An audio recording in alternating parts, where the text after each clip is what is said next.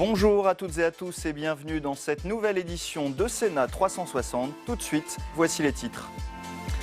Troisième jour de débat au Sénat sur le projet de loi santé. Après avoir parlé études de médecine et déserts médicaux, les sénateurs évoquent un sujet au cœur de l'actualité, la place de l'hôpital et notamment des urgences actuellement touchées par un mouvement de grève des personnels qui protestent contre le manque de moyens. On en parlera dans cette édition. On débattra aussi du bilan de la loi Egalim votée l'an dernier, censée permettre de mieux rémunérer les agriculteurs, son impact sur les négociations commerciales entre les différents acteurs du secteur est discuté. Et on évoquera aussi un projet explosif de l'exécutif au cœur de la réforme constitutionnelle, la volonté de renouveler intégralement le Sénat en 2021 et non plus par moitié comme cela est fait actuellement. Bras de fer en vue puisque Gérard Larcher a déjà mis son veto à une telle mesure. Et tout au long de cette émission, vous pouvez réagir sur Twitter avec le hashtag Sénat360. Pour m'accompagner cet après-midi, Alexandre Poussard suivra les débats dans l'hémicycle et Tam Tranui est en salle des conférences pour les réactions sénatoriales à l'actualité. Et on part justement...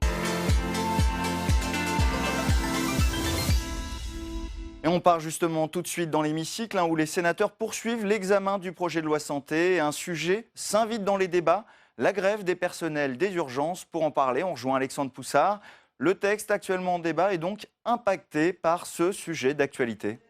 Et oui Jérôme, puisque les sénateurs sont revenus cet après-midi sur les propos de la ministre de la Santé Agnès Buzyn qui a condamné les urgentistes qui font grève en posant des arrêts maladie. Et cette déclaration n'a pas plu notamment au sénateur socialiste Bernard Jomier. Je vous propose d'écouter son échange tendu avec la ministre Agnès Buzyn. Les déclarations des ministres ces 2 derniers jours ne sont pas de nature à apaiser nos débats.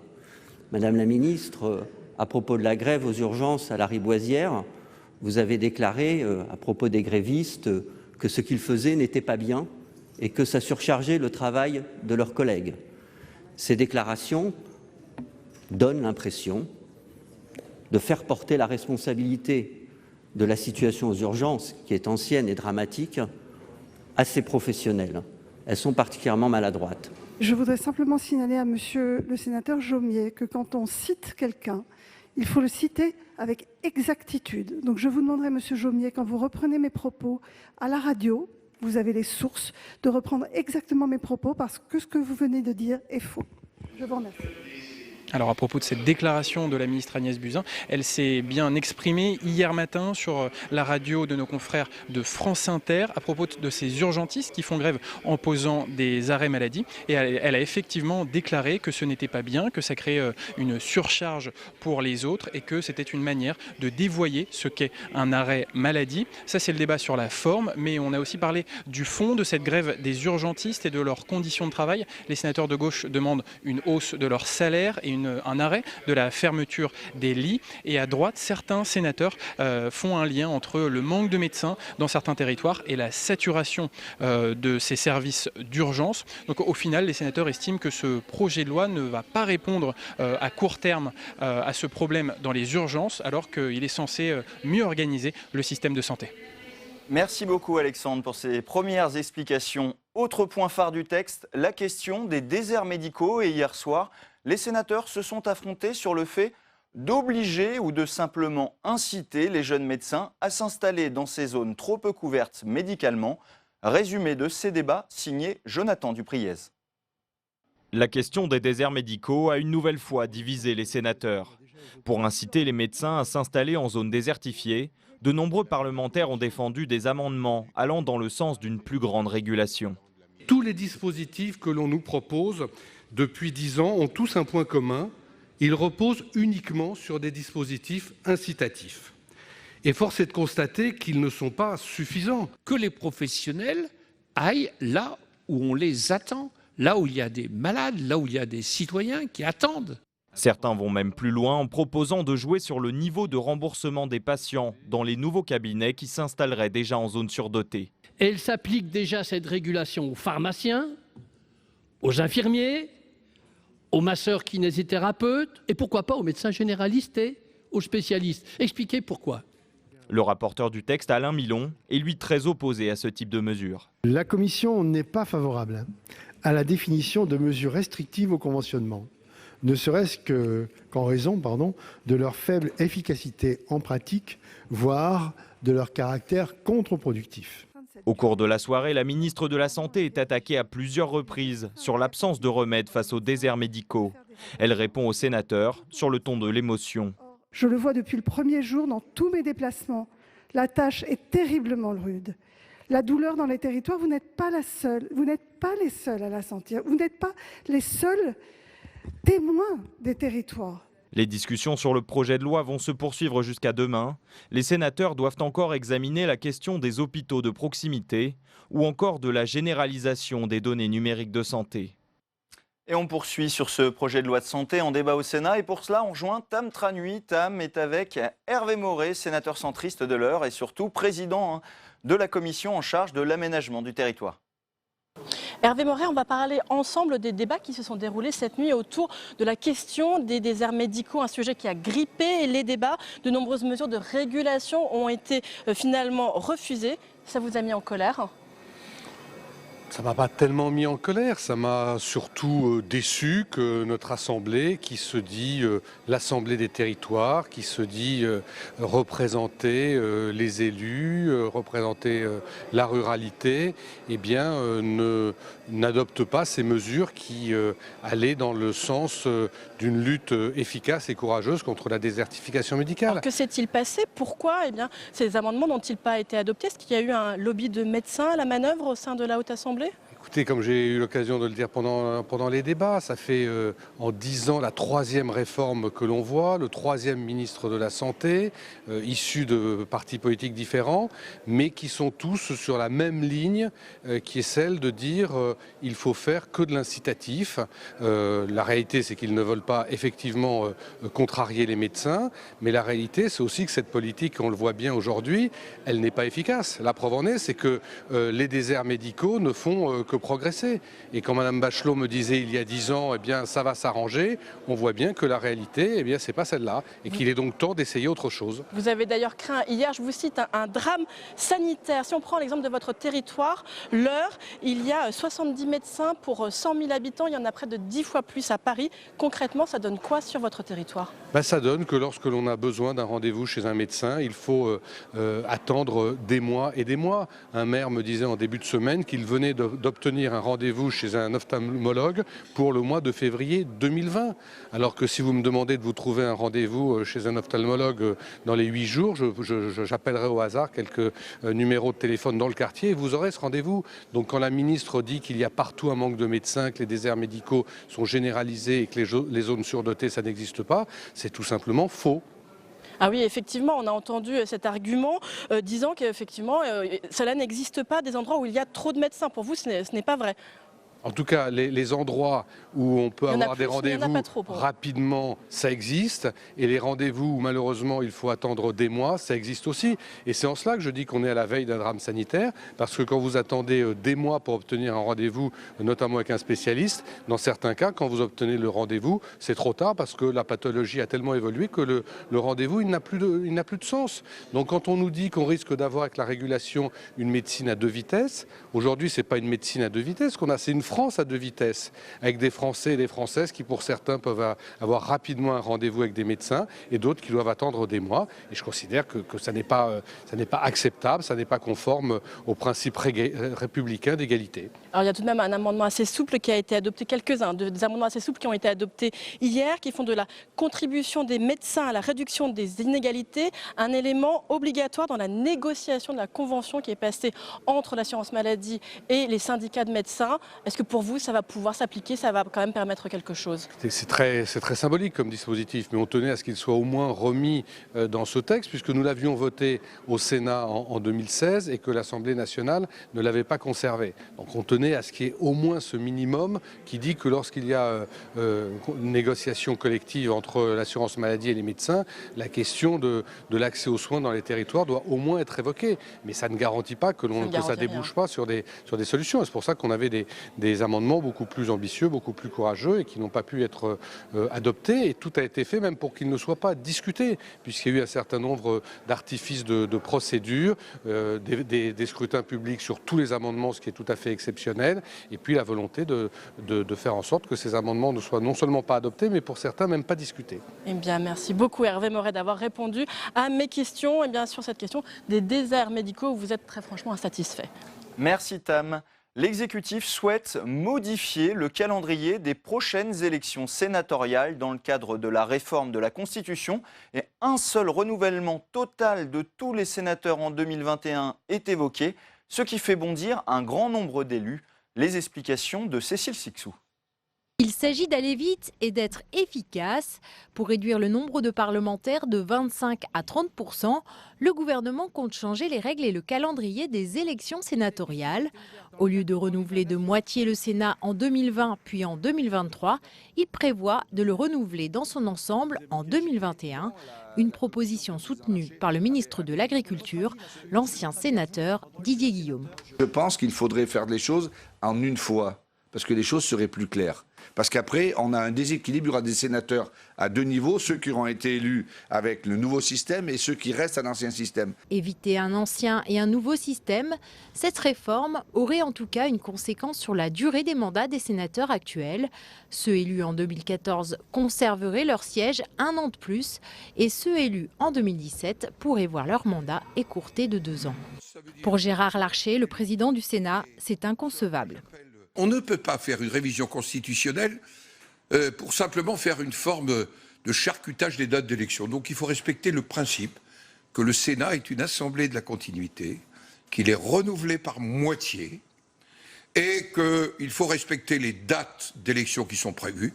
Cette réforme devrait en tout cas faire l'objet de négociations entre le gouvernement et les présidents de groupes des assemblées qui sont consultés cette semaine sur le futur texte constitutionnel. 10 jours après des élections européennes catastrophiques, le parti Les Républicains tente de s'écrire un avenir. Après l'initiative de Gérard Larcher qui veut repartir des territoires, la question de la future direction du parti va très rapidement se poser. Les explications d'Alizé Boissin. Après la déroute, l'heure est au sauvetage. 5 mois pour bâtir une nouvelle identité. Voilà ce qu'a annoncé Gérard Larcher à la suite d'une réunion des ténors de la droite et du centre. Nous avons unanimement décidé de nous rassembler dans notre diversité pour organiser dès ce mois de juin des conventions régionales, départementales et locales qui s'achèveront par une grande convention nationale en octobre avec l'objectif de proposer une grande alternative aux Français. L'objectif est fixé, mais les contours du chantier sont encore flous, et notamment qui pour succéder à l'ancien président Laurent Wauquiez. Sur ce point, le scénario du parti n'est pas défini. Fin juillet, ça ne me paraît pas sérieux en 2 mois d'organiser les élections. Je pense qu'il faut passer la barre de l'automne. Ensuite, soit on le fait à la mi-octobre, soit on enjambe les municipales. Et ça, il y a 48 heures que Laurent Wauquiez vient de démissionner. Laissez-nous quelques jours pour stabiliser ça. De son côté, le député LR Éric Woerth craint une guerre des chefs. On est dans un corps, le corps des Républicains, il est malade, il est affaibli. Attention de ne pas mettre un électrochoc qui le tuerait définitivement. Cette Attention de ne pas faire le coup de nouveau grâce. président. Attention à ce que l'élection ne soit pas le coup de grâce. Aucun militant ne veut cela. Parce que qui dit élection dit concurrence. Qui dit concurrence dit affrontement. On aiguise les appétits, on aiguise les couteaux. Au-delà d'un nouveau leader, la droite espère bien remonter la pente. Prochain rendez-vous, les municipales en 2020. Quel bilan pour la loi Egalim votée l'an dernier, censée permettre une meilleure rémunération des agriculteurs? C'était l'objet d'une table ronde ce matin au Sénat où producteurs, industriels et grandes distributions ont confronté leur point de vue. Et pour l'instant, ça coince encore. Élément d'explication avec Fabien Raquer. Promulguée à l'automne, la loi Egalim tarde à produire ses effets. Quand on voit aujourd'hui qu'on est à moins 0,4% sur les prix, ça veut dire que la loi Egalim, qui devait normalement réévaluer les prix pour améliorer le revenu des agriculteurs, n'est pas au rendez-vous. Le texte vise pourtant à rééquilibrer les relations commerciales entre producteurs et distributeurs, avec un principe, inverser la construction du prix, en partant des coûts de production des agriculteurs. C'était l'enjeu de la loi Egalim, normalement avancer en marchant, partir des coûts de production, ensuite que la transformation y intègre ses coûts de transformation et fasse sa marge, et qu'ensuite les distributeurs fassent leur marge de commerçants. Sauf que là, on est toujours dans un schéma, on l'a entendu ce matin, dans un schéma de ruissellement. Un ruissellement qui, dans les faits, ne redescend toujours pas dans la poche des producteurs. En cause notamment les ordonnances censées assurer l'application stricte de la loi Egalim et promulguées après les dernières sessions de négociation entre producteurs et distributeurs. En attendant, la grande distribution et les industriels se renvoient la balle. Ceux qui déterminent le revenu des agriculteurs, ce sont les industriels, ce sont les transformateurs, ce ne sont pas les distributeurs. Tant qu'il n'y a pas de volonté réelle de la distribution de jouer le jeu, tant qu'on ne va pas rééquilibrer le rapport de force, on n'y arrivera tout simplement pas. Enjeu pour les agriculteurs, se regrouper dans des associations de producteurs pour peser dans les futures négociations et tenter de renverser un rapport de force que la loi Egalim n'a pas encore modifié.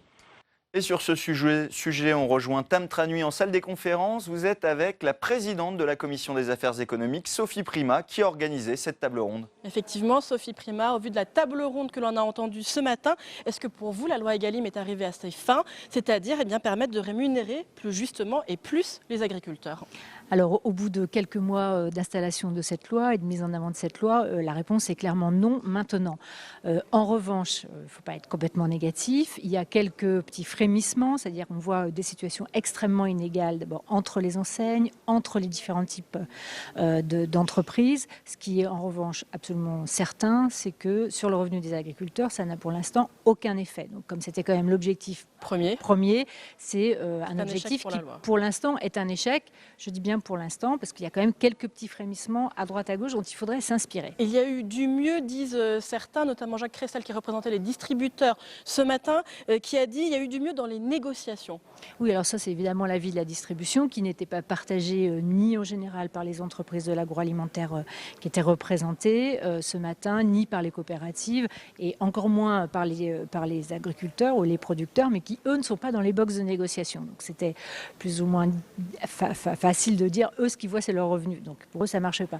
Mais dans les négociations, on sent qu'il y a certaines enseignes où ça se passe mieux avec certaines entreprises, avec certaines démarches, mais globalement très difficile de généraliser. Très difficile de généraliser.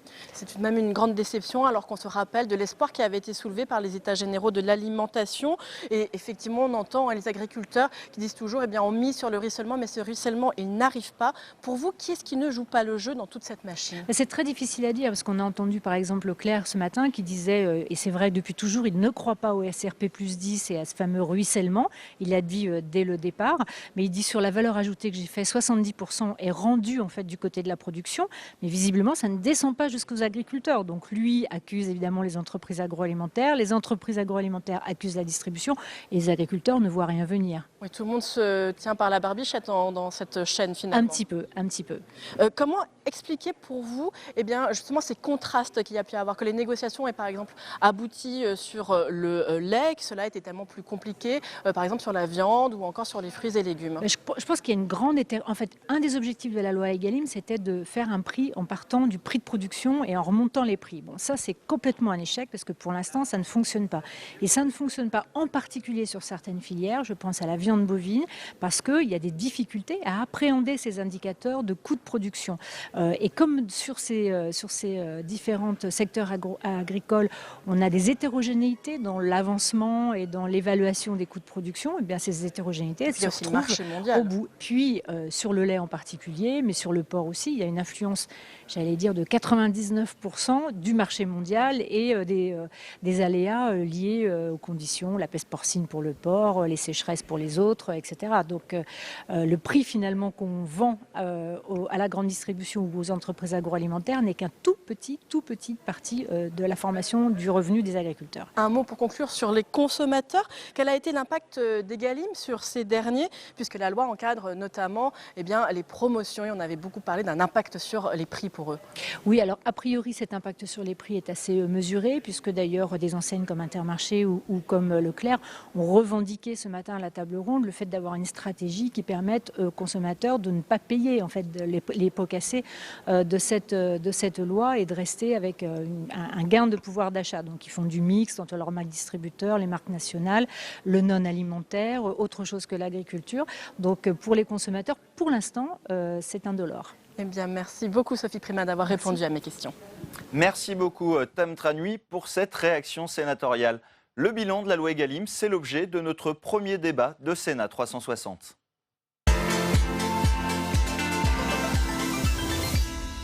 Et pour en parler, j'accueille sur le plateau mes invités. Anne-Catherine Loisier, bonjour. Bonjour. Vous êtes sénatrice Union centriste de la Côte d'Or et vous étiez co-rapporteur de ce texte au Sénat.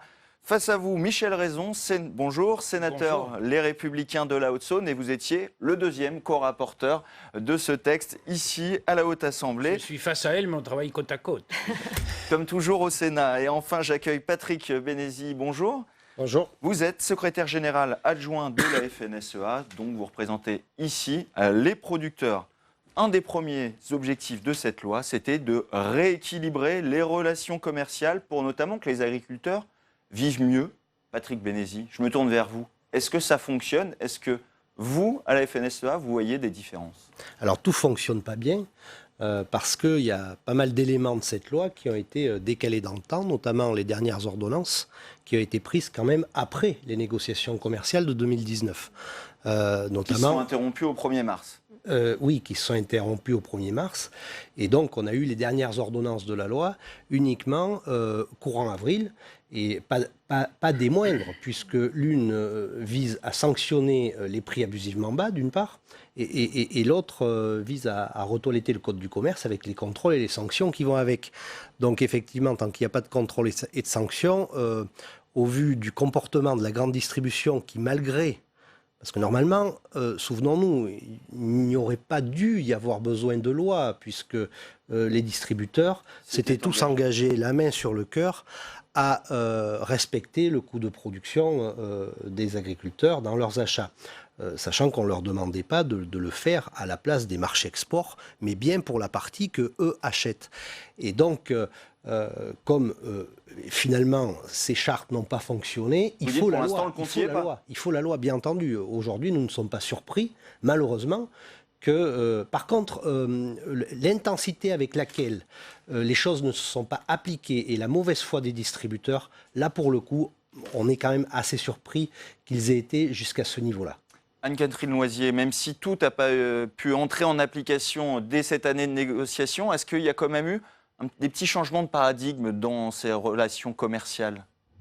Oui, je pense qu'effectivement, il faut d'abord partir de ce constat, c'est qu'à ce stade, le compte n'y est pas. Et ce matin, lors de la table ronde, clairement évoqué des chiffres même négatifs, avec une baisse en fait des prix lors des dernières négociations. Une fois qu'on a dit ça, on pondère ce constat, parce qu'effectivement, les ordonnances sont arrivées tardivement, et on le sait tous, nous sommes dans un processus, en fait. Processus sur lequel on constate néanmoins qu'il va falloir réaffirmer les modalités de cette loi et notamment rééquilibrer, je pense que c'est ça l'enjeu majeur, c'est vraiment rééquilibrer les forces en présence dans la négociation. Des éléments positifs, on en constate dans la filière lait notamment, et encore ça peut être contesté. Les différentes filières, Donc oui, il y a des éléments positifs et je pense qu'il y a d'abord la prise de conscience de l'ensemble des acteurs et ça a été dit ce matin, c'est que nous avons tous une responsabilité collective, tous les maillons de la filière, du producteur au distributeur, nous avons une responsabilité collective pour mieux rémunérer le producteur et donc garantir la durabilité de ces filières de production sur nos territoires. Michel Raison, on était censé partir du coût de production pour finalement arriver au prix payé par le consommateur et on a l'impression que c'est toujours le prix de vente qui est le point de départ. Vous savez, on a déjà eu, ça fait une quinzaine d'années que je suis parlementaire, beaucoup de tentatives pour essayer de régler une partie du problème de ces relations commerciales entre le distributeur et son fournisseur, le fournisseur qui est un intermédiaire généralement de l'agriculteur. La loi n'a jamais réussi à traiter le problème. Je me rappelle, on avait fait une réunion de travail carrément pour essayer de les faire plier avec Nicolas Sarkozy directement à l'Élysée. Là, il y a eu les EGA, et ensuite il y a cette fameuse loi Egalim. Mais une loi ne peut jamais régler le problème moral quand il y a un problème moral de fonctionnement. Deuxièmement, la loi peut difficilement, on n'est pas dans une économie administrée, faire le prix. Troisièmement, il ne faut pas rêver. Même s'il y a un dysfonctionnement des relations entre la distribution et leurs fournisseurs, le prix payé à l'agriculteur ne dépend pas que de ce qui est vendu à la grande distribution. Ça se décompose de façon beaucoup plus complexe. Si vous prenez un transformateur de lait, lorsqu'il transforme le lait, il y en a une partie à l'export, il y en a une partie dans la restauration collective. C'est trop complexe pour être finalement réglé avec cette seule loi. Non, mais croire que ça pourrait, même si la loi fonctionnait, ça ne réglerait pas complètement le problème. Moi, je souhaite qu'elle fonctionne, mais je ne me fais aucune illusion. Elle ne fonctionnera pas très bien. Ce qu'il faut surtout qu'on regarde, c'est qu'il n'y ait pas non plus d'effet pervers. On aura en reparlé pendant le débat sur quelques sujets, en particulier celui des promotions, par exemple. Ça peut aussi avoir des effets pervers. On va en parler. Patrick Bénézy, il y a quand même des filières où ça a joué le jeu. On a commencé à évoquer la filière lait, où le prix a un petit peu augmenté pour les producteurs, parce que finalement, on a mis un prix plancher. Et là, ça a plutôt bien marché dans cette filière. Alors, il faut prendre les choses, effectivement, il y a quelques beaux petits exemples qui sont passés... On va parler des mauvais après. Au niveau de la filière laitière, notamment certaines enseignes qui ont été jusqu'à essayer, on va dire, essayer de respecter le coût de production. Allez, 370 €. Je rappelle quand même que le coût de production du lait... 370 € les 1000 litres. Je rappelle que le coût de production réel... des millilitres ou la tonne Oui, ouais. Ah, c'est pas pareil. 396 €. Donc on peut dire que c'est des beaux exemples, sauf que même ces exemples-là n'arrivent pas. Il manque quand même 25 ou 26 € pour arriver au coût de production. Et c'est sur 60% du lait. Donc on a eu aussi une stratégie par enseigne de dire, moi je fais ma BA sur un volume, sur tel produit, et puis sur le reste on continue quand même comme avant. Donc il faut quand même relever que c'est malgré tout un début sur lequel il faut continuer à aller, puisque ça fait partie des exigences. Aujourd'hui, le consommateur veut que l'agriculteur gagne bien sa vie lorsqu'il achète un produit. C'est pour ça que les enseignes aussi ont suivi et essayent de mener et la puissance publique et les producteurs en bateau sur l'application réelle aujourd'hui, parce qu'elles souhaitent malgré tout continuer la guerre des prix, et c'est ça qui est dramatique au fond.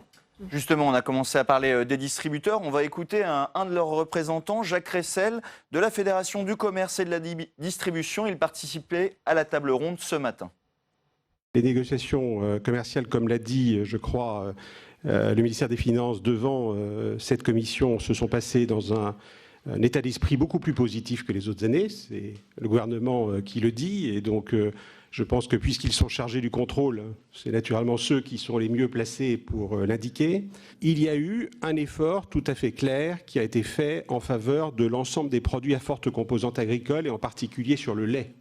Anne-Catherine Loisier, le lait, c'est l'arbre qui cache la forêt, on l'a entendu encore non, mais dans la bouche toujours de pas, Jacques Ressel. tout va mieux selon les organisateurs, mais tout ne va pas forcément pour le mieux pour les producteurs et les acteurs de terrain.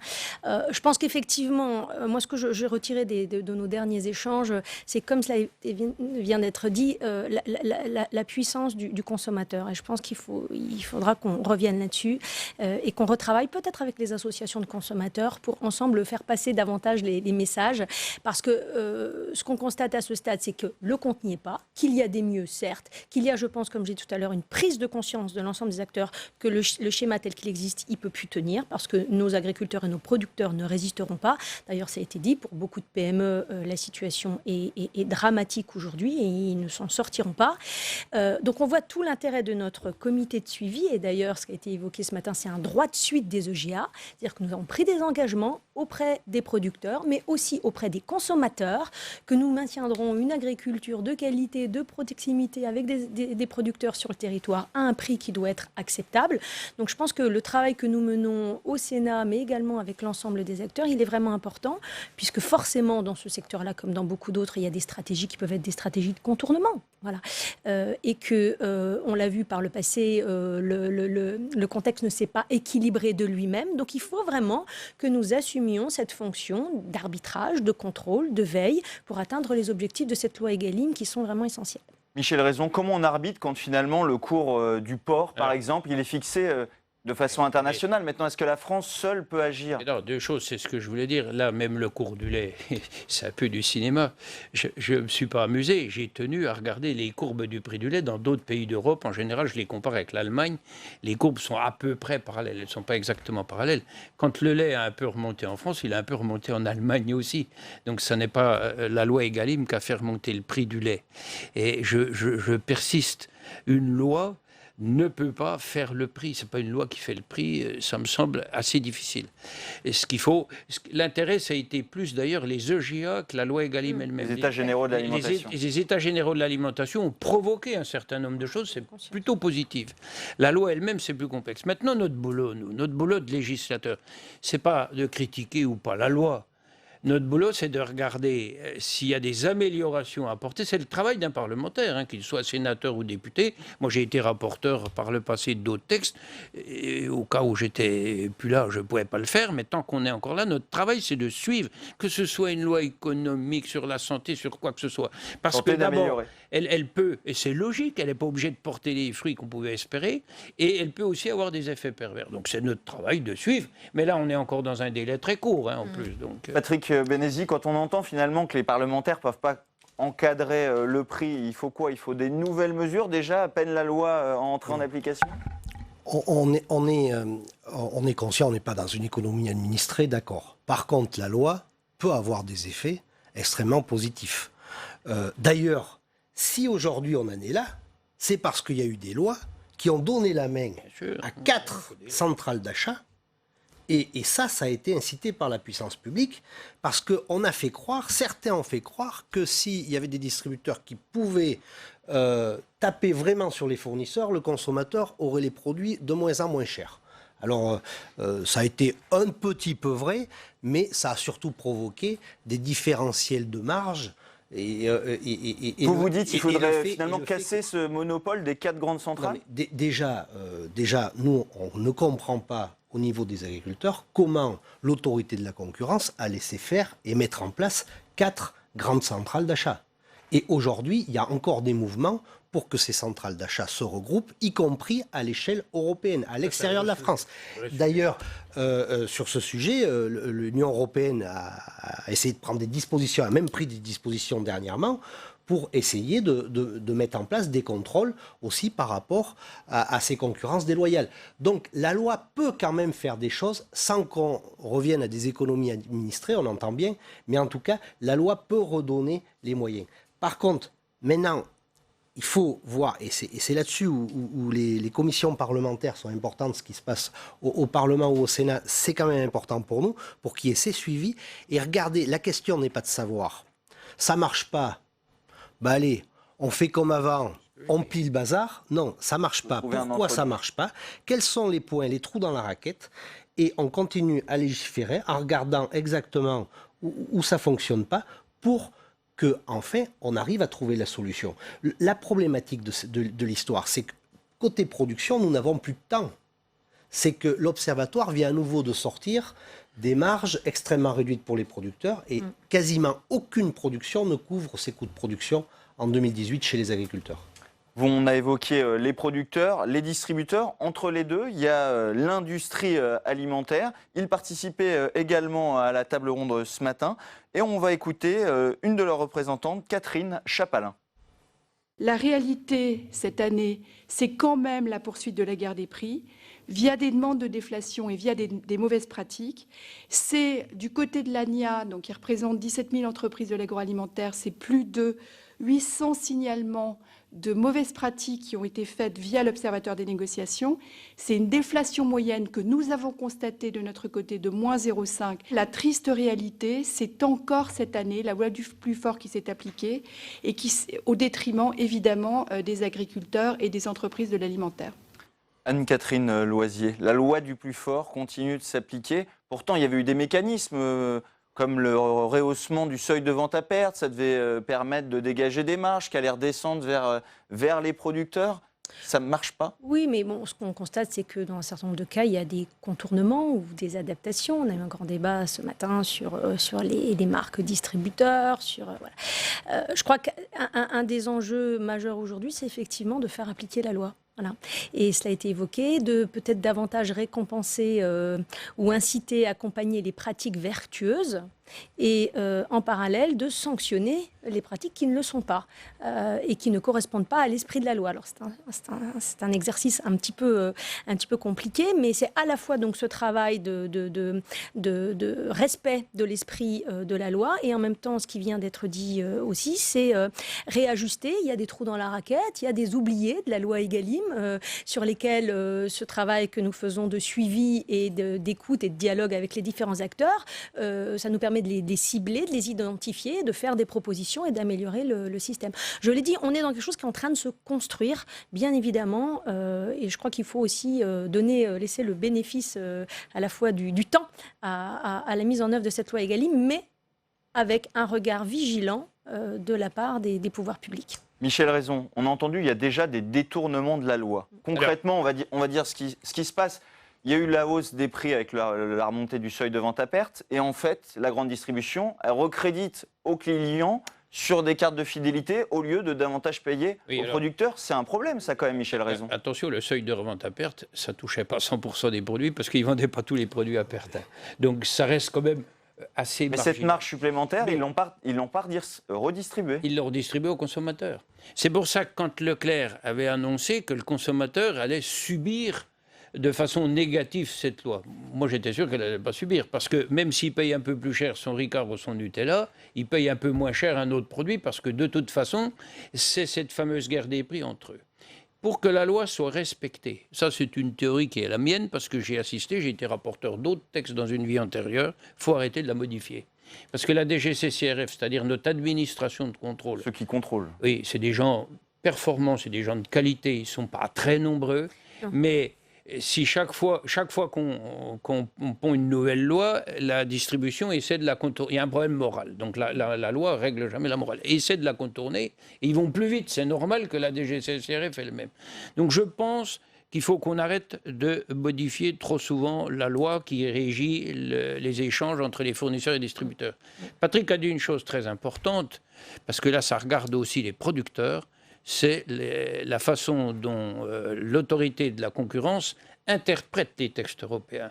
Certes, on a certainement à faire bouger un certain nombre de textes au niveau européen, mais il faut qu'on se penche de façon très forte sur l'interprétation française de l'autorité de la concurrence qui est beaucoup trop sévère par rapport à des organisations de producteurs elles-mêmes. On a eu encore des témoignages cette semaine et laisse faire complètement 5 grandes centrales d'achat massacrer leurs fournisseurs.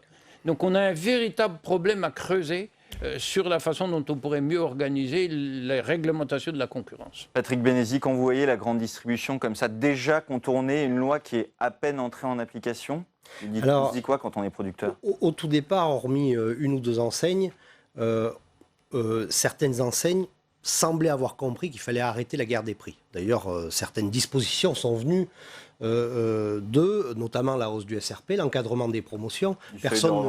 Personne ne les a trop violés quand même pour qu'ils arrivent à faire ce type de propositions. Voilà, donc à un moment donné... Comme quoi on peut encadrer. Ils avaient pour eux-mêmes l'idée d'arrêter ce massacre des prix, etc., etc. Et aujourd'hui, on voit ces mêmes enseignes mettre du lait bio à 87 centimes, ça veut dire moins cher que le lait conventionnel, ça veut dire que leur comportement va même à l'envers de l'enjeu des EGA qui était de tendre vers la montée en gamme, c'est-à-dire en dégradant tout ce qui est produit un petit peu plus haut en gamme, sachant qu'on fait déjà du conventionnel, du très haut de gamme en France, rappelons-le quand même, parce que bon, il y a tout ce qui est importé qui quand même, et d'ailleurs la loi devrait se pencher sur tout ce qui est produit importé, mais c'est pas le sujet. Mais en tout cas, on a vu que certaines enseignes et certaines grandes enseignes ont essayé de casser faire croire aujourd'hui aux consommateurs qu'il pourra avoir du lait bio à 87 centimes en faisant en sorte que tous les maillons de la filière et de la chaîne, notamment le producteur, puissent gagner sa vie, c'est mentir aux gens.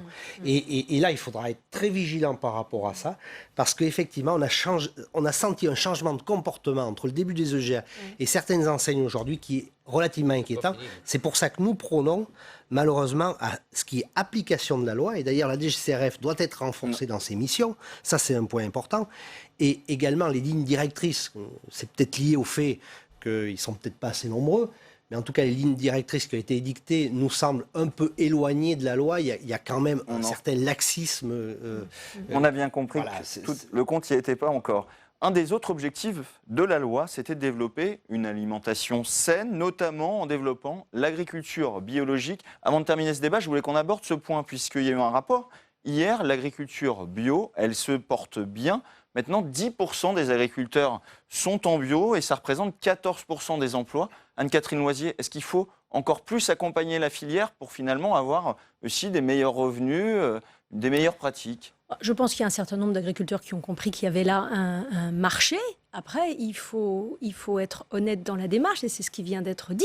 C'est-à-dire que si demain on leur dit d'accord, vous faites du bio, vous montez en gamme, mais vous ne serez pas payé plus, je ne suis pas certaine que c'est selon ces données du contrat qu'ils soient engagés dans le bio. Donc là, je crois qu'il va falloir vraiment clarifier les choses pour qu'il n'y ait pas un espèce de contrat dupe par rapport à ces agriculteurs qui vraisemblablement ont moins de rendement et donc derrière qui doivent avoir un prix rémunérateur. Michel Raison, le bio, c'est la filière d'avenir. On voit qu'elle se développe de plus en plus et dans la plupart des cas, les producteurs s'y retrouvent un peu mieux au niveau prix. Alors, au niveau prix, après, il faut regarder. Je n'ai pas les données, donc peut-être que notre ami Patrick a plus les données sur les résultats, les comptes d'exploitation des agriculteurs. Que le prix soit plus élevé, c'est normal, ça ne veut pas dire pour autant. Le prix, ce n'est pas le revenu. Je l'expliquais déjà ce matin à la table ronde. Mais ce qu'il faut, c'est faire ce que le client souhaite. Donc, si le client veut de plus en plus de bio, il faut lui faire de plus en plus de bio. Et si possible, en apporter le moins possible. Et c'est là que tout est l'enjeu. C'est-à-dire qu'il faut savoir que la France, qui était 2e exportateur mondial de produits agricoles, est passée à la 7e, voire la 8e place. Qu'aujourd'hui, quand vous retirez les alcools, enfin l'ensemble du vin et des alcools forts, on est importateur net de produits agricoles. Et je rebondis sur le fait qu'il n'y a pas que le bio qui est concerné, parce que quand on dit on veut faire une alimentation saine, moi, j'insiste sur le fait que l'alimentation, elle est saine. Il faut faire de l'agriculture très raisonnée. On n'est pas obligé de faire que du bio. Et l'agriculture très raisonnée donne une agriculture très saine et très haut de gamme. On a bien entendu toutes les pistes possibles de développement après cette loi Egalim. Merci à tous les trois d'avoir participé à ce débat. La mission d'information sénatoriale sur la filière sidérurgique poursuit ses travaux. Et recevez aujourd'hui un hôte de marque, le président de la région Hauts-de-France, Xavier Bertrand, venu s'exprimer sur Ascoval. Les salariés de l'usine Nordis sont en plein doute après le placement en faillite de British Steel, leur repreneur au Royaume-Uni. On écoute Xavier Bertrand. Après Ascométal, il y avait le choix entre deux options, soit que le tribunal de commerce confie au groupe Schmolz la reprise, soit au groupe Liberty. Je le dis très clairement, le gouvernement a commis une erreur en ne soutenant pas l'offre de reprise du groupe Liberty. Je suis prêt aussi à vous dire dans quelle conférence téléphonique j'ai compris qu'il y avait un cynisme d'État sur le dossier d'Ascoval et qu'on était prêt à laisser mourir. Et j'assume tout à fait d'avoir remué ciel et terre pour que le gouvernement et le chef de l'État changent de position sur le dossier Ascoval.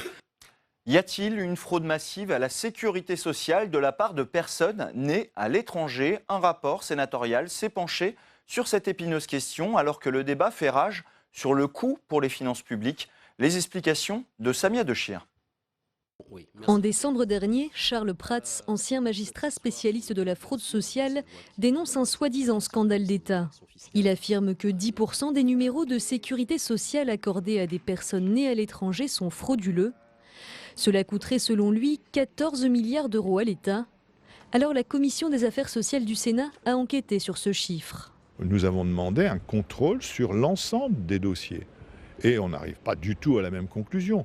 Notre conclusion, c'est aujourd'hui qu'on est autour de 200 à 300 millions, effectivement, de prestations qui seraient frauduleuses. 2 à 300 millions d'euros par an, voilà ce que coûteraient réellement les demandes frauduleuses de numéros de sécurité sociale des personnes nées à l'étranger. On est bien loin des 14 milliards. D'abord parce que ce chiffre était basé sur l'année 2011 et que depuis les administrations ont beaucoup progressé dans la lutte contre la fraude. Mais surtout parce qu'un examen des dossiers supposés frauduleux révèle souvent une absence de fraude caractérisée. Il n'y en a qu'un quart finalement qui le sont réellement frauduleux, à caractère frauduleux, dirons-nous. Il y en a 3/4 qui sont régularisés. Donc c'est parce qu'ils ont produit un document qui n'était pas bon, parce qu'il n'était pas de bonne qualité, parce qu'effectivement il manquait le tampon. La fraude à la sécurité sociale des personnes nées à l'étranger est donc à relativiser. Elle représente environ 10% des 3 milliards d'euros de fraude aux prestations sociales estimées par la Cour des comptes. C'est toujours trop pour les auteurs du rapport qui préconisent un contrôle annuel des dossiers. Vous le savez, le Sénat débat cette semaine du projet de loi de santé. On va donc tout de suite rejoindre Alexandre Poussard dans l'hémicycle qui suit pour nous l'examen du texte et avec un sujet qui s'est invité dans les débats, la grève dans les urgences, Alexandre, qui a beaucoup fait parler dans l'hémicycle. Et oui, Jérôme, car les sénateurs estiment que ce projet de loi qui est censé mieux organiser le système de santé ne va pas résoudre le problème de la saturation des services d'urgence. Écoutez la sénatrice socialiste Laurence Rossignol. Nous travaillons ici sur un projet de loi qui va apporter des solutions au mieux dans une dizaine d'années. Mais pendant que nous préparons l'avenir, l'urgence est là autour de nous, dans ces services en grève. Il n'y a pas de solution unique, vous avez dit Madame la Ministre, certes, mais il y a des solutions qui sont aujourd'hui réclamées par les personnels urgentistes. Ces solutions, c'est l'arrêt des fermetures des lits, le recrutement de nouveaux soignants et le paiement des heures supplémentaires. Ce n'est pas à l'ordre du jour de nos débats, mais c'est à l'ordre du jour dans le pays. Et les critiques sont venues aussi de la droite de l'hémicycle, car cet après-midi, on était en plein débat sur les déserts médicaux et certains sénateurs ont fait un lien entre le manque de médecins dans certains territoires et la saturation des services d'urgence. Écoutez le sénateur Les Républicains Vincent Ségouin. On a tendance à oublier qu'il y a 15% des personnes qui n'ont pas de médecin. On ne sait pas comment le dire, tous les groupes le disent depuis hier, depuis 2 jours même.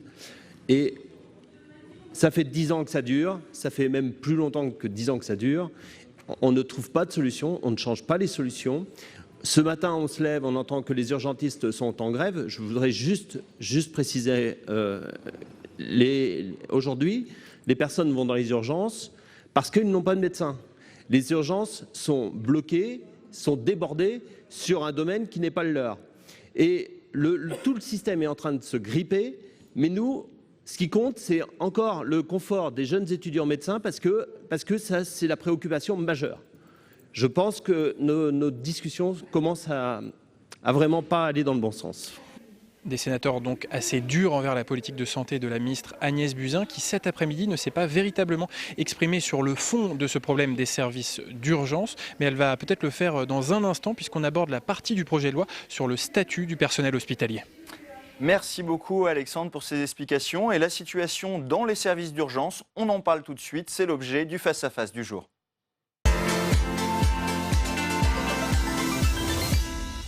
Et on en parle avec Pierre Schwab. Bonjour. Bonjour. Merci d'avoir accepté notre invitation. Vous faites partie du collectif Interurgence et vous êtes infirmier de nuit aux urgences de l'hôpital Beaujon à Clichy.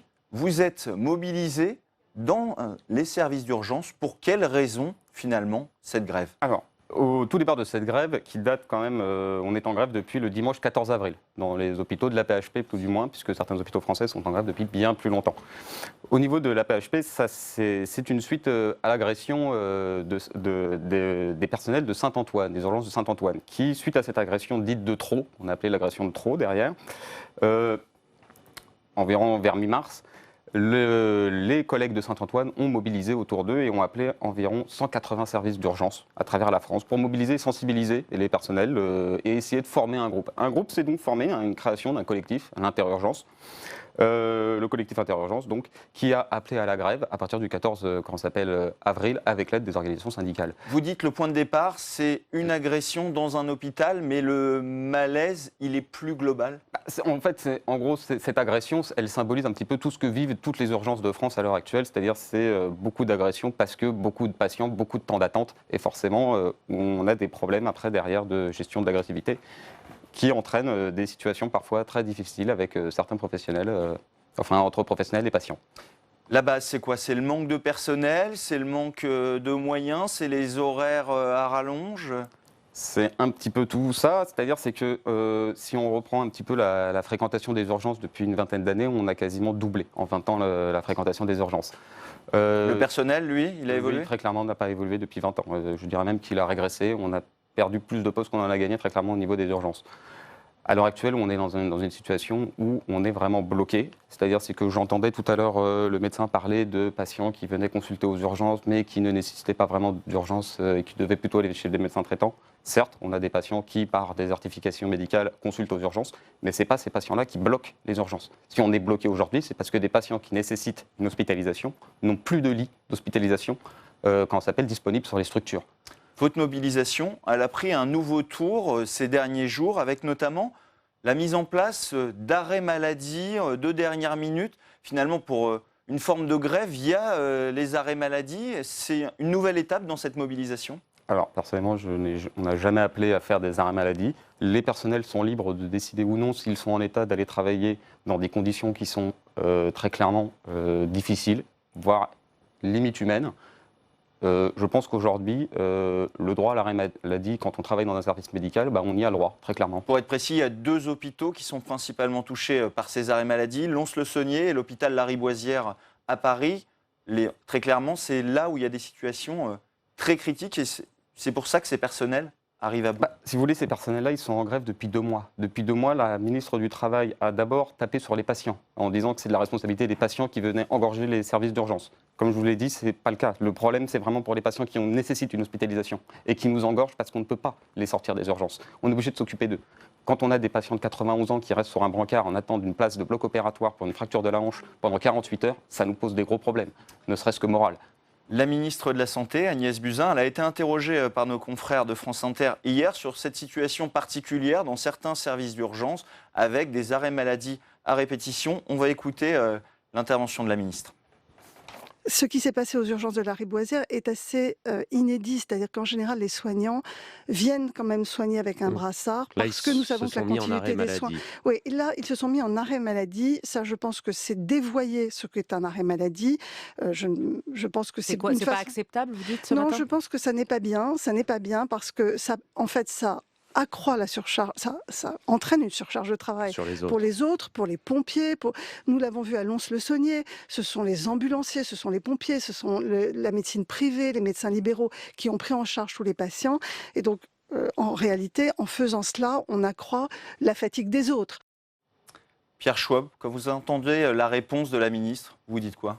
Je lui dis que ça fait déjà quelques années qu'aux urgences on parle de problèmes, de malaise. Ça fait plus de 10 ans qu'aux urgences on sait que ça va péter un jour ou l'autre. Aujourd'hui, on est arrivé à un point où ça fait, comme je vous dis, 2 mois qu'on est en grève, 2 mois que Madame Buzyn nous balade, nous disant que c'est la responsabilité des patients. Après, c'est un problème d'organisation du personnel. Mais comme je vous dis, organisation du personnel, quand on double la fréquentation des urgences, quand il y a une augmentation de 3% par an, je suis désolé, c'est au bout d'un moment, si on n'augmente pas le personnel à côté, forcément qu'il va y avoir un problème organisationnel indirectement. Mais c'est surtout un problème personnel, c'est un problème de manque de personnel. Sur cette grève, en plus, quand les personnels hospitaliers font grève, il y a un outil, c'est la réquisition. Des policiers sont allés chercher certains infirmiers pour assurer le service dans ces services qui étaient, avec le manque de personnel dû aux grévistes, finalement débordés. Et on est allé chercher chez eux certains personnels. Tout à fait. Là, à l'heure actuelle, quand on se met en grève au niveau des hôpitaux en tant qu'infirmier, au niveau des urgences, nous avons des assignations. On se présente sur le lieu de travail et on est assigné. Effectivement, là, comme ils se sont mis en arrêt maladie, il a fallu aller récupérer d'autres infirmiers à l'extérieur, et notamment des médecins aussi à Lons-sur-Saône. Ils ont été récupérés aussi des médecins urgentistes, enfin des médecins libéraux qu'ils ont ramenés aux urgences. C'est la gendarmerie qui est venue faire des réquisitions, là, pour le coup. On a entendu que ça a provoqué des gardes allant jusqu'à 18 heures. Est-ce qu'on peut enchaîner 18 heures de travail à l'hôpital et assurer un service? Alors juste dans le code du travail, normalement c'est limité à 12 heures maximum. Après voilà, est-ce qu'on peut? Certains le font, mais très clairement, voilà, c'est un gros problème. C'est mettre en danger notre intégrité physique et morale. Mais voilà, ça fait quelques années que ça dure. Madame Buzyn elle nous ment, enfin c'est pas qu'elle nous ment, c'est qu'elle cherche des responsabilités alors que très clairement la responsabilité revient au ministère de la Santé, enfin ou tout du moins au gouvernement qui nous dirige. Aujourd'hui et depuis 3 jours, il y a un texte sur la santé qui est débattu au Sénat. Il y a des mesures qui sont censées être prises pour un peu désengorger les hôpitaux, en finalement orientant les patients vers d'autres structures. Est-ce que ça peut être une piste pour un peu désengorger vos services? Ce qu'il nous faut actuellement, c'est tout de suite. C'est pas dans 2 ans, c'est pas dans 3 ans, c'est pas un plan santé sur 20 ans qu'il nous faut. Là, c'est aujourd'hui, on a un problème. Aujourd'hui, il nous faut du personnel. Il nous faut du personnel en grande quantité parce que ça fait 20 ans que ça dure. Ça fait 20 ans qu'on est en manque de personnel dans les urgences et là, ça craque. Ça n'est plus possible. Les lits d'hospitalisation sont nécessaires. Quand vous me dites que la politique future de l'hôpital public, c'est de pouvoir gérer ça, c'est faux. L'hôpital public, maintenant, sa vision, c'est l'ambulatoire. L'ambulatoire, c'est la fermeture de lits d'hospitalisation. C'est l'ouverture de lits de 8h à 18h. On ne peut pas demander à un patient d'être malade de 8h à 18h. Qui s'en occupe entre 18h et 8h la nuit? Où est-ce qu'ils vont? Dans quel service d'hospitalisation peuvent-ils aller? On ne sait pas. Ce mécanisme, il date de ce gouvernement actuel ou finalement il s'est installé sur... C'est une politique de santé qui date de plus de 10 ans. C'est une politique de santé. On va dire que le problème de la PHP a commencé à partir du moment où on a signé l'accord sur les 35 heures, où il nous fallait 20 000 postes infirmiers pour faire les 35 heures, qui n'ont jamais été là. Au contraire, on a descendu le nombre de postes. Donc forcément, au bout d'un moment, on a un manque de personnel qui est dramatique. Merci Pierre Schwab d'être venu nous parler de la situation dans les services d'urgence touchés actuellement par une grande mobilisation de grévistes. On va rejoindre salle des conférences Tam Tranui pour continuer d'évoquer ce sujet. Tam, vous êtes avec le sénateur Savary. Et oui, René-Paul Savary, vous aviez d'ailleurs coécrit un rapport sur la situation des urgences en 2017. Alors tout d'abord, les sénateurs ont dénoncé tout à l'heure les propos de la ministre de la Santé qui a dit que les grévistes étaient des mauvais collègues, qu'ils prennent des arrêts maladie pour faire grève et que cela crée une surcharge dans les hôpitaux. Vous, qu'avez-vous pensé de ces propos de la ministre ? Non, je crois qu'on ne peut pas résumer cette difficulté dans les urgences au propos de la ministre. Ce que je voudrais dire, c'est que moi, j'avais déjà travaillé là-dessus lors d'un rapport qui avait montré, où nous étions déplacés avec un certain nombre de mes collègues sur différents territoires, qui avait montré les difficultés rencontrées et nous avions fait des propositions. Ce que je regrette, c'est que ces propositions n'aient pas été retenues, notamment en ce qui concerne la régulation, etc. En ce qui concerne ce projet de loi, là aussi, on voit bien qu'on a un manque crucial de médecins, que ce soit dans le milieu hospitalier, notamment à travers les urgences, ou dans le parti de la médecine libérale, puisqu'il y a aussi la régulation qui n'est pas toujours faite avec les soins de premier recours qui ne sont pas sur tous les territoires. Donc il faut trouver des solutions. Il faudra des moyens financiers. Ce n'est pas le cadre de cette loi, ce sera le projet de loi de financement de sécurité sociale en fin d'année, mais il faut aussi des moyens humains. Et là, ça pouvait être une solution qui a été proposée par le Sénat, notamment un amendement qui permet que la dernière année des études de médecine, donc la 3e année du 3e cycle, la 9e année, puisse se faire au titre de la professionnalisation sur l'ensemble des territoires en autonomie, ce qui permettrait de répondre à ces difficultés. Cet amendement a été adopté et nous essayons de convaincre Madame la Ministre de l'améliorer, bien entendu, de faire en sorte que cette professionnalisation permette à la fois d'améliorer la formation des médecins directement sur le terrain, mais également comble la pénurie de médecins, ce que l'on constate de façon trop criante. René-Paul Savary, tout de même, pour revenir au mouvement de grève actuel dans les urgences, est-ce que, déjà, vous le trouvez justifié? Est-ce que vous le comprenez? Je le comprends tout à fait. À travers, déjà en 2017, il y a un manque de moyens qui est particulièrement éclatant à travers le mouvement que l'on peut constater. On sait que l'augmentation régulière des dépenses de santé devrait être de 4% par an. Et depuis des lustres, on ne l'augmente que de 1,3 à 1,8% par an. Ce qui fait qu'effectivement, chaque année, il manque des moyens financiers importants pour faire en sorte de combler toutes ces difficultés. Du coup, dans ce contexte, comment est-ce que vous interprétez les propos de la ministre qui quand même cherche à culpabiliser les grévistes? C'est pour le moins maladroit.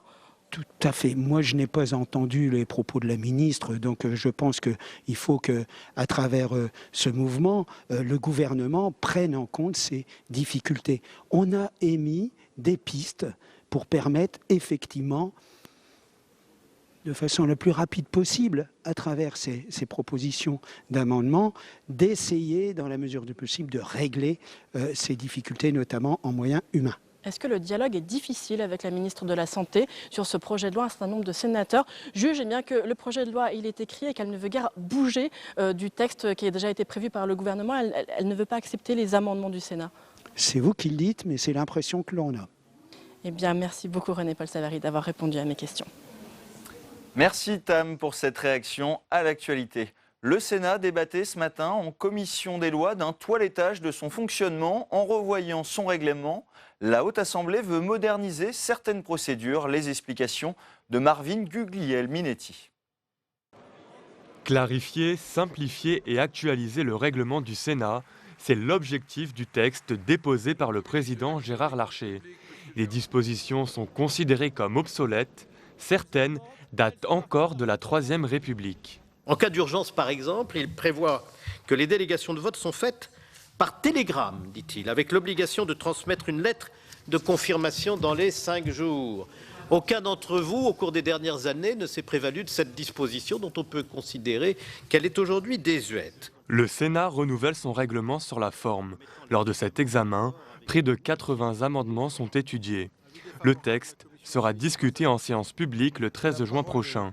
Mais certains sénateurs veulent aller plus loin en modifiant le fond du règlement. Nous avons une séance de contrôle du gouvernement où il y a 15 personnes qui posent 15 questions à la même ministre ou au même ministre, et vous avez parfois 5 fois, 10 fois la même réponse. Il n'y a pas de vote.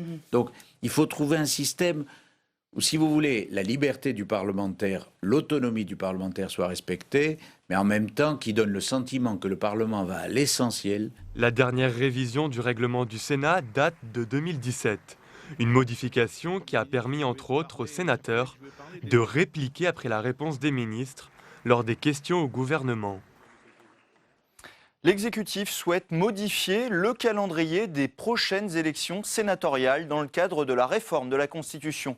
Un seul renouvellement total de tous les sénateurs en 2021 est évoqué, ce qui fait bondir un grand nombre d'élus. Les explications de Cécile Sixou. Il s'agit d'aller vite et d'être efficace. Pour réduire le nombre de parlementaires de 25 à 30%, le gouvernement compte changer les règles et le calendrier des élections sénatoriales. Au lieu de renouveler de moitié le Sénat en 2020 puis en 2023, il prévoit de le renouveler dans son ensemble en 2021. Une proposition soutenue par le ministre de l'Agriculture, l'ancien sénateur Didier Guillaume. Je pense qu'il faudrait faire les choses en une fois, parce que les choses seraient plus claires.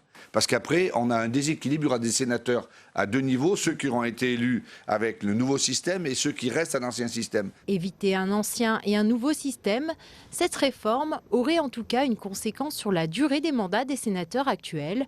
Ceux élus en 2014 conserveraient leur siège 1 an de plus et ceux élus en 2017 pourraient voir leur mandat écourté de 2 ans.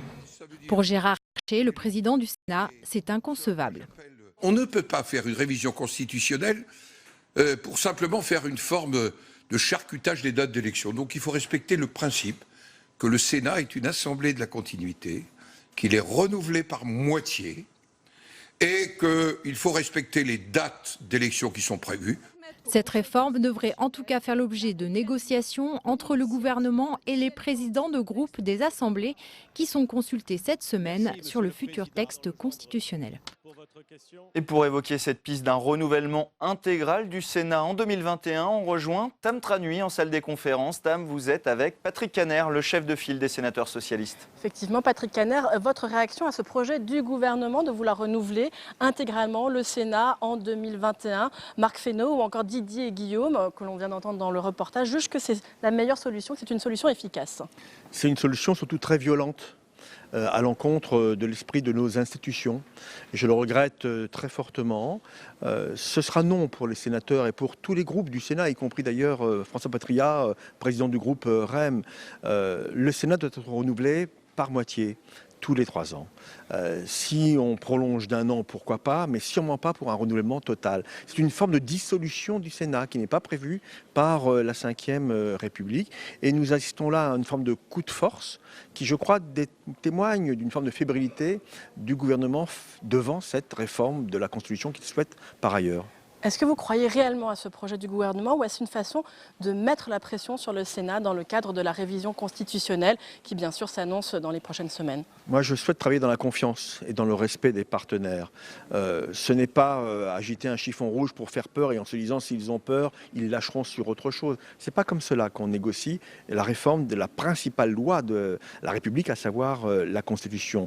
Donc, je considère aujourd'hui que le renouvellement total n'est pas bon pour notre pays et que surtout ça amènerait, personne n'en parle, à devoir après choisir qui serait tiré au sort pour ne faire que 3 ans, puisqu'il faudrait retrouver le rythme du renouvellement partiel. Donc il y a là quelque chose qui ne marche pas, qui ne tourne pas comme on dit en termes parlementaires. Marc Fesneau et Nicole Belloubet sont en train de consulter justement autour de la révision constitutionnelle. Qu'est-ce que vous voulez leur dire? Moi j'ai un message qui est clair et qui est partagé je crois par l'immense majorité des sénateurs. Respecter le bicamérisme, naturellement, respecter les territoires et le fait que ces 2 chambres représentent des forces politiques différentes en termes justement d'implantation territoriale, faire que finalement la démocratie soit enrichie par cette réforme constitutionnelle. Quand je vois ce qui se prépare pour museler le fameux référendum d'initiative partagée, je suis un peu inquiet.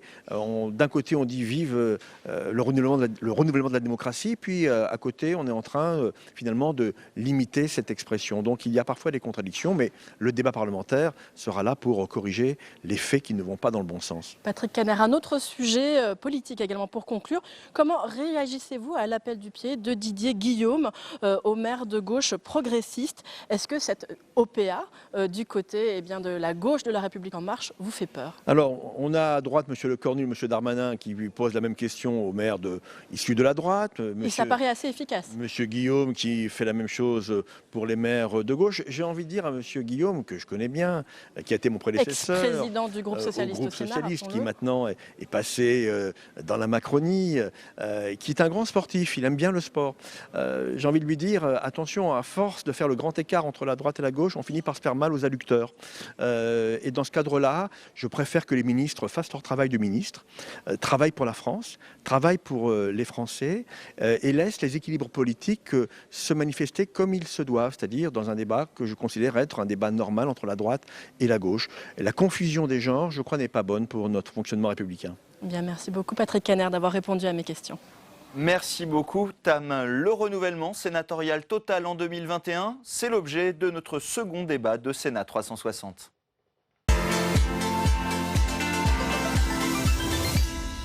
Et pour en parler, j'accueille sur le plateau mes invités. Éric Kerrouche, bonjour.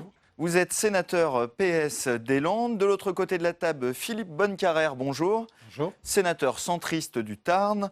Benjamin Morel, bonjour. Bonjour. Docteur en sciences politiques. Et Samuel Le Goff, bonjour. Journaliste à Contexte, notamment en charge du suivi du Parlement.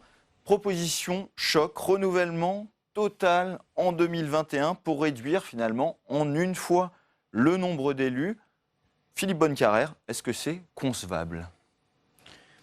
Techniquement, ça va poser quelques problèmes. Je pense qu'il faut prendre les choses par ordre. Première chose, est-ce que nous souhaitons la réussite de la révision constitutionnelle? Pour moi, c'est oui, pour aérer la société française. Et à l'intérieur de ceci, se pose la question du nombre de parlementaires. Ça figure dans une loi organique, mais c'est un même sujet.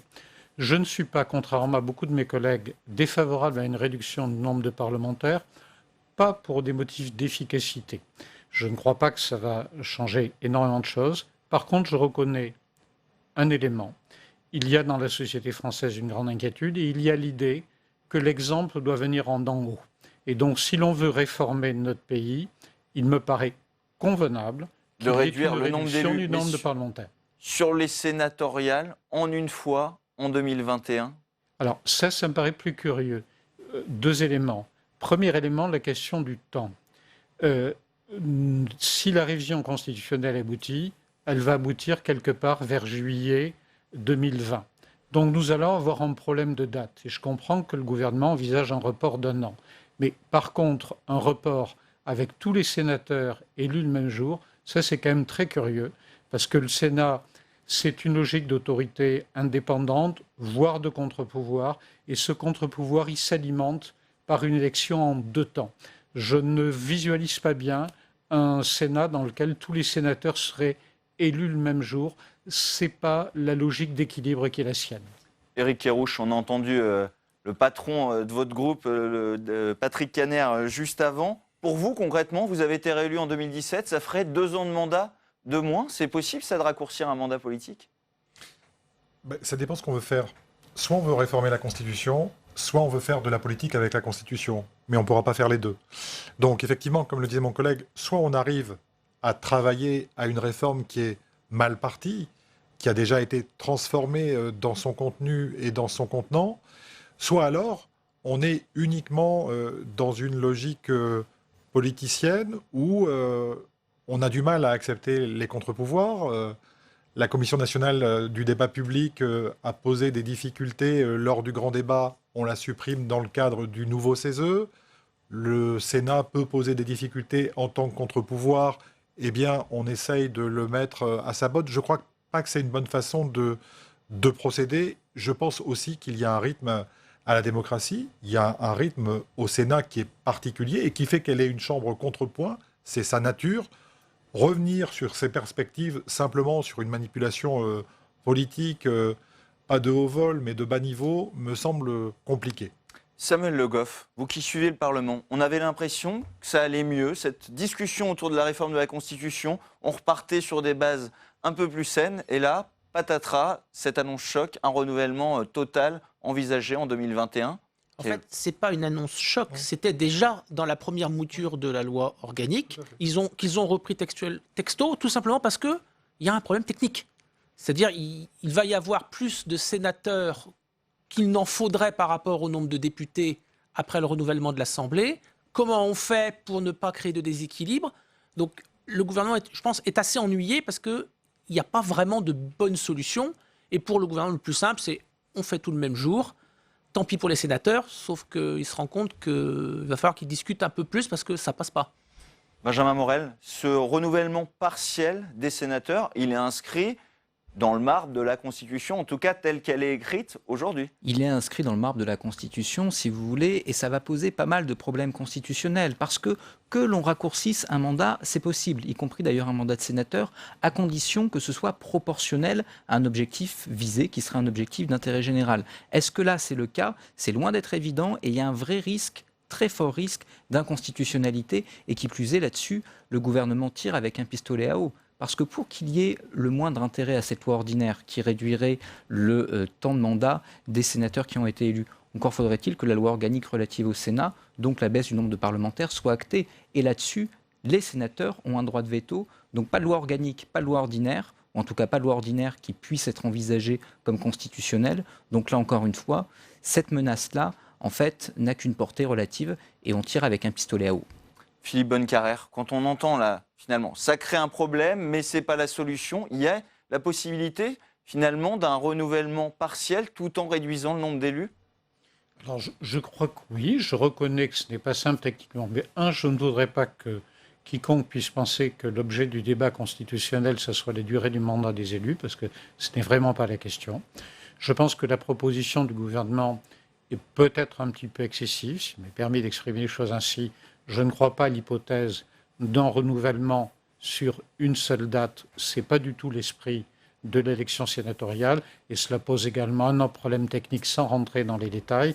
Cela conduirait les élus municipaux de 2020 à élire une première fois une série en 2021 et de nouveau cette série en 2024. Et la règle, c'est qu'on n'élit qu'une fois, si vous voulez, son sénateur. Ce sont eux qui forment les grands électeurs. Voilà, pour des raisons d'équilibre.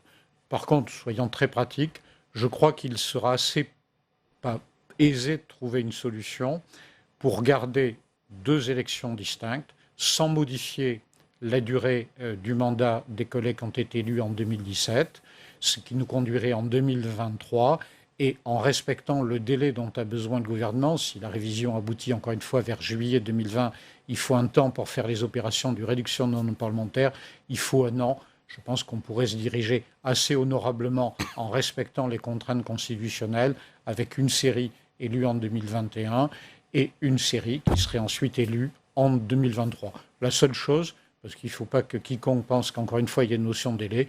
Il suffit simplement que la série qui serait lue en 2021 ne le soit que pour 5 ans, pour qu'on respecte la durée normale des mandats. Je ne vois pas ça forcément très complexe à organiser, s'il y a un peu de bonne volonté. Éric Kerrouche, on a entendu Patrick Kanner parler de tentative de dissolution du Sénat, qui n'existe pas finalement dans la Constitution. C'est quoi, ça gêne trop l'exécutif ?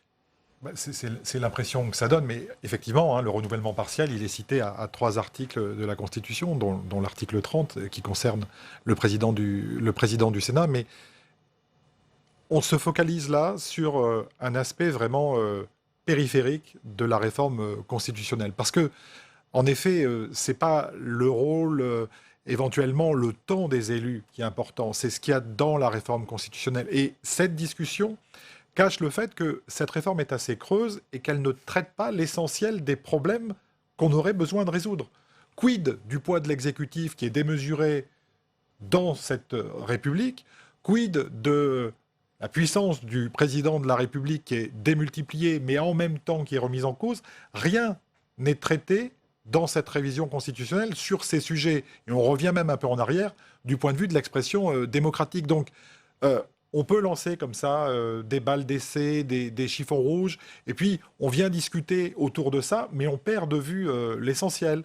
C'est qu'il faut redéfinir le fonctionnement de cette 5e République, et qu'on doit le faire à travers une proposition qui est mal emmanchée, c'est vrai, mais qu'on pourrait améliorer avec le débat parlementaire. Et bien sûr, on ne va pas commencer à s'attaquer à la mécanique de la voiture. Ce n'est pas ça qui est important, mais c'est de savoir où on veut aller avec les institutions, et là, je crois qu'on ne le sait pas. Chers collègues assez creuses, je mets un bémol. Cette révision constitutionnelle et la confirmation des engagements qui ont été pris par le président de la République dans sa campagne, réduction du nombre de parlementaires, limitation de la durée et part de proportionnel. Ça reste quand même un élément fort, sauf que je parle de l'ensemble. Sauf que tout ça ne relève pas de la Constitution. Je parle de l'ensemble du paquet. Sauf que ça, c'est pas la Constitution, loi organique et loi ordinaire. C'est un même ensemble pour nos concitoyens. Non, mais que le président tente d'appliquer son programme, très bien. Et on a vu avec quel succès il le fait ces derniers mois. Mais au-delà de ça, il y a un problème qui est un problème de fonctionnement constitutionnel qu'il faut revoir parce qu'il engendre de la frustration, notamment chez les citoyens. Benjamin Morel. Oui, il y a un vrai problème quand même dans cette révision, parce qu'en effet, si on prend le texte constitutionnel en lui-même, 80% des choses ne servent à rien, soit parce que c'est du symbole, soit parce qu'en fait, ce sont des choses qui existent déjà, typiquement la suppression de la présence des anciens présidents de la République au Conseil constitutionnel, sauf ceux qui y siègent effectivement, c'est-à-dire Valéry Giscard d'Estaing. Voilà une disposition constitutionnelle qui a pour but de ne rien changer. Donc le texte constitutionnel en lui-même pose problème, 80% est inutile et les 20% qui restent sont dangereux. Concernant les lois organiques et les lois ordinaires, là, en effet, on a la réalisation d'un engagement. Mais un engagement qui pose en soi problème. On a fait des études pour voir quels étaient les effets d'une réduction du nombre de parlementaires et d'une augmentation de la dose de proportionnelle, avec comme circonscription, et c'est dans la jurisprudence constitutionnelle, comme circonscription le département. Pour les députés maximum.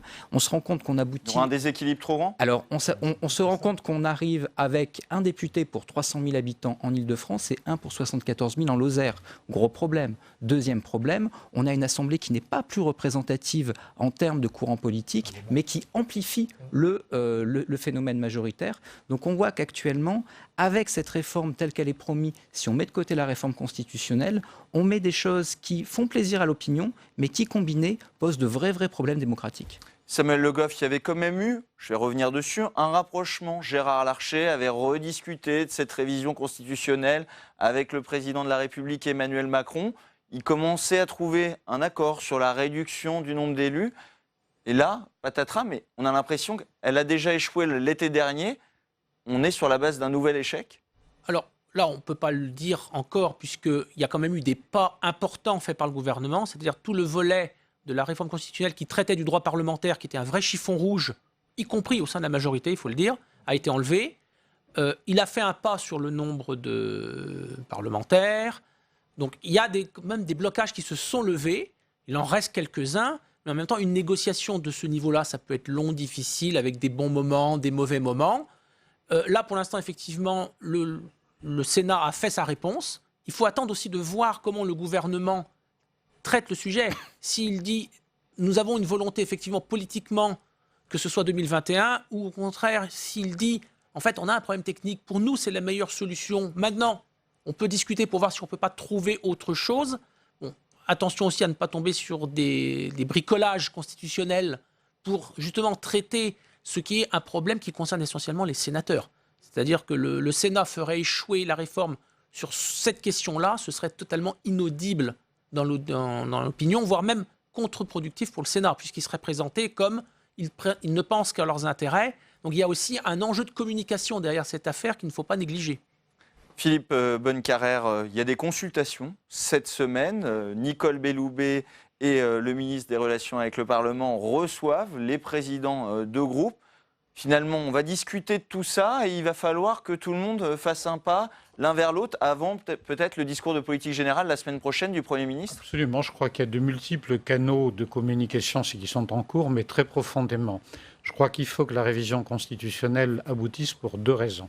Premièrement, pour démontrer notre capacité collective à réformer les choses. C'est un message important pour le Sénat qui doit apparaître dans sa logique de modernisatrice dans la société. Je crois qu'il y aurait un vrai danger à être dans une situation de conservatisme.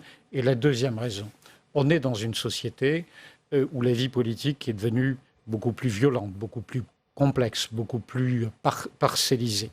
Si demain, pour faire évoluer les choses, il n'y aurait que la solution du référendum, qui est la solution la plus binaire, la plus brutale possible, comme on l'a vu chez nos amis anglais, ça serait à mon avis un très mauvais service à rendre à la démocratie. En d'autres termes, réviser la Constitution de manière le plus exceptionnelle possible, de manière apaisée entre les deux assemblées, avec un vote en Congrès, à mon avis, c'est le meilleur fonctionnement pour notre démocratie. Éric Kerrouche, pour arriver jusqu'au Congrès, il va falloir d'abord franchir de nombreuses étapes. Vous êtes prêt à faire quoi comme geste au groupe socialiste, finalement, pour réussir à trouver un accord? On a entendu, il y a toute une partie de cette révision sur laquelle tout le monde est à peu près d'accord et dont on parlait déjà sous François Hollande. Enfin, les éléments, encore une fois, qui, pour l'instant, sont sur la table, sont des éléments qui sont assez périphériques quant au fonctionnement des institutions en tant que telles. Donc, on peut discuter de certaines choses qui, en effet, font consensus. Ce n'est pas le fait que Valéry Giscard d'Estaing soit plus au Conseil constitutionnel qui va changer la vie des Français tous les jours. Hein. Et il y sera encore. Et il y sera encore... oui, dans la réforme. Dans la réforme, actuellement. Mais même pour les anciens présidents, je ne crois pas que ça soit quelque chose qui soit vraiment très important. Encore une fois, il faut trouver des solutions qui puissent transformer le fonctionnement qui est trop binaire de la vie politique et qui permettent que la vie parlementaire soit mieux respectée et que l'exécutif retrouve une place correcte. Maintenant, il suffit de travailler sur le texte qui nous sera proposé. Si on pouvait le faire sans une pression extérieure et des chiffons rouges qu'on met, qu'on enlève, qu'on remet, ça serait vraiment une bonne chose. Benjamin Morel, justement, on dit dans cette violence de la vie politique, le Sénat il est un peu préservé, justement, un peu décalé des élections avec ce renouvellement partiel. Ce renouvellement total en 2021, s'il avait lieu, il casserait cette spécificité du Sénat? En tout cas, il la retarderait. La question que pose Patrice Caner est une vraie question. C'est-à-dire comment est-ce qu'ensuite on revient, parce que là c'est dans la Constitution et ça ne changera pas, comment est-ce qu'on revient à une élection par moitié? Ça impliquerait soit d'avoir des sénateurs qui font non pas 6 ans mais 9 ans, soit des sénateurs qui ne feraient que 3 ans. Donc ça poserait d'autres problèmes fondamentaux. Dans tous les cas, il y a peut-être un calcul politique pour avoir en effet une majorité sénatoriale qui serait plus favorable à la majorité actuelle, à la République en marche. Mais si vous voulez, la grande question qui se pose du point de vue de l'observateur extérieur, c'est pourquoi tant d'énergie mise dans cette révision constitutionnelle qui en fait ne changera absolument rien. C'est-à-dire qu'il n'y a rien dans cette réforme qui soit fondamentalement révolutionnaire. On a un calendrier parlementaire qui est surchargé, dont on ne voit pas comment tous les textes vont passer. On a un risque politique pour le gouvernement si jamais il y a une humiliation au Congrès qui est très important. Pourquoi s'entêter là-dessus? Ça, c'est une vraie question qu'on résoudra peut-être dans quelques années quand on écrira à froid.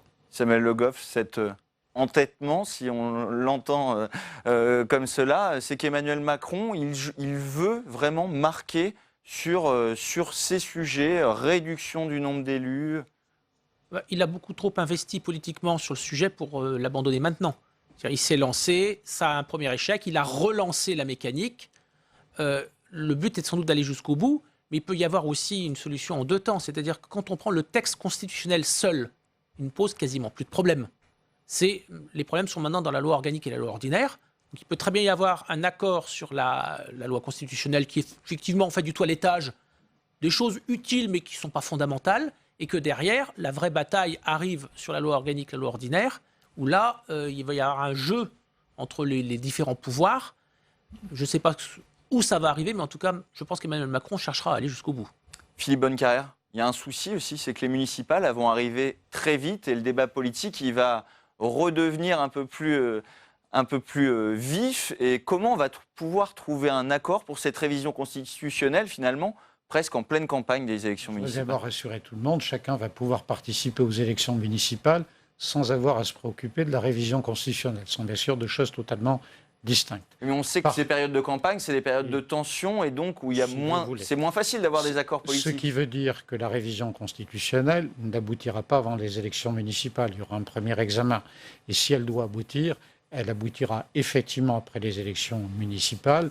Comme il faudra une deuxième lecture devant les deux chambres, ça veut dire qu'il n'y a pas de possibilité d'aboutir avant le mois de juillet 2020.